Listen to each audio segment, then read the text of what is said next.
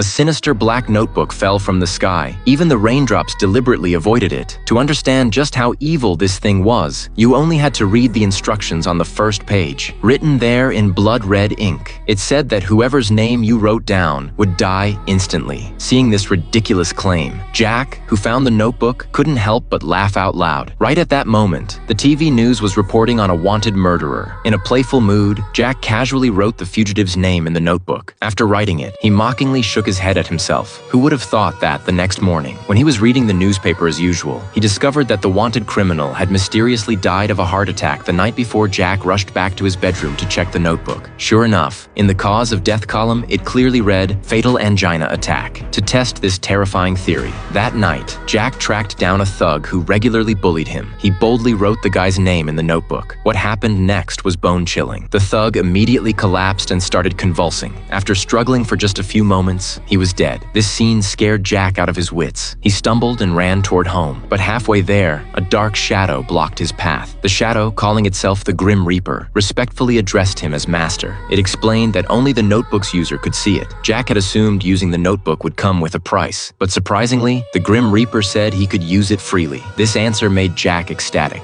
After all, he'd long despised the evil people in this world. From that day on, Jack began using the notebook to frantically punish criminals, writing one villain's name after another into the notebook. Soon, criminals around the globe started dropping dead one after another. There were serial killers who'd escaped justice, corrupt politicians who manipulated the law, and crime bosses protected by organized crime. Every single death was caused by heart failure. But as the death toll skyrocketed, these bizarre cases caused a massive uproar. Some condemned it as indiscriminate killing, arguing that no one had the right to decide who lived or died. Others applauded, thinking this would finally cleanse society completely. It's worth mentioning that Jack's father happened to be the police chief. This gave him easy access to criminal information. However, the police department soon noticed something unusual. To catch the real perpetrator, they brought in legendary Detective L to help solve the case and issued a challenge to the killer through television. Jack watched calmly. He simply wrote the host's name in the notebook. The host immediately dropped dead during the live broadcast, but Jack didn't realize the person who just died was only a decoy. L's taunt appeared on screen immediately after. It turned out this was a trap. L had set what seemed like a global broadcast was actually only aired in the Kanto region. Police immediately narrowed their search to Kanto. Panicked, Jack decided to use even more frenzied killing to divert attention. A prisoner died every hour. He thought this would confuse the investigation, but he didn't know that. Because of this, L reached a crucial conclusion. The killer was either someone inside the police department